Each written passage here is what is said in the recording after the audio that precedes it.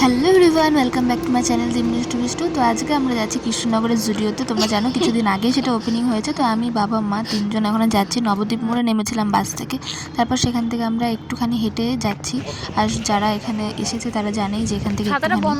তো তারপর দেখো আমরা পৌঁছেও গেছি। তো ভেবেছিলাম যে অনেক কিছু হয়তো থাকবে, বাট সেরকম কিছুই নেই। অতটাও পছন্দ হয়নি। কটা মাত্র কুর্তি আছে, তবুও সেরকম অতটা পছন্দ হচ্ছে না। তো ভেবেছিলাম যে অনেক কিছু হবে, এরকম অনেক পছন্দ হবে, বাট সেরকম একটা কিছু না, খুব একটা পছন্দ হয়নি। নিতে হয়েছিল কুর্তি, শেষমেশ একটা নিয়েছিলাম। আর হচ্ছে আরেকটা কুর্তি নেওয়া হয়েছিল, দুটো। তো এখানে জুতোগুলো কিছু একটা পছন্দ হয়েছিল, কিন্তু তারপরে মনে হলো যে না, এই জুতো পরে হাঁটাও যাবে না। তো তারপর সেখান থেকে নিয়েও নিই। তো তোমরা আসতে পারো, তবে ছেলেদের কালেকশান একদমই নেই। মেয়েদের যাও আছে, ছেলেদের কিছুই নেই।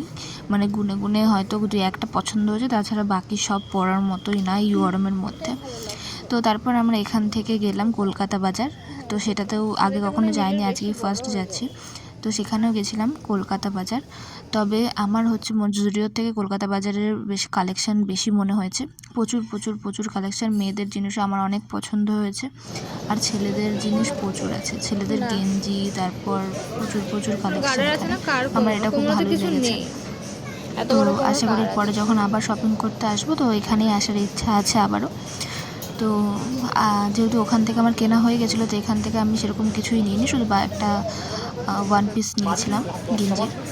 তো ভিডিওটা ভালো লাগলে অবশ্যই লাইক, কমেন্ট, শেয়ার করে দিও। তারপর আমরা এখানে থেকে বেরিয়ে গেছিলাম যে বাস স্ট্যান্ডের ওখানে ফুচকা কাকু আছে। এই কাকুর ফুচকা খুবই ভালো, আগেও খেয়েছি। তো সেখানে গেলাম ফুচকা খেতে। ফুচকা খাওয়ার পর তারপর আমরা বাস স্ট্যান্ডে বাস ধরবো। একটাও কোনো বাস নেই। ফাইনালি আমরা একটা বাস পেয়েছিলাম, তবুও সেখানে কোনো লোক নেই। আমরা দুজনে বসে আছি, আর সামনে একটা কাকিমা বসে আছে। তো ভাবলাম এখানে বসে কিছু খাই, তো আমি পাপড় নিয়েছিলাম। মা আবার হচ্ছে কি মশলা মুড়ি নিয়েছিল, আর বাবা নিয়েছিল কচু কি ভাজা। তো তারপর সেখান থেকে খেয়ে তারপর বাস ছাড়লো, তারপর আমরা সেখান থেকে বাড়ি আসি।